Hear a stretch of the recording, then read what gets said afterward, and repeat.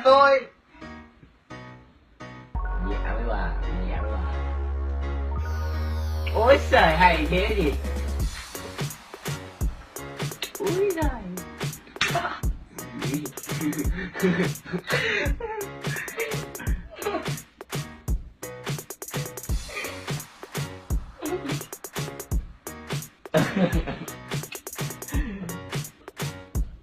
Sao hay hay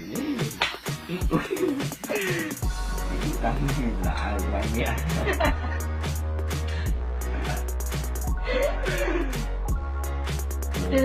Lạ thật. Đỉnh nào ra chị Bình đi. Không dám nha. Anh đâu nghĩa thôi.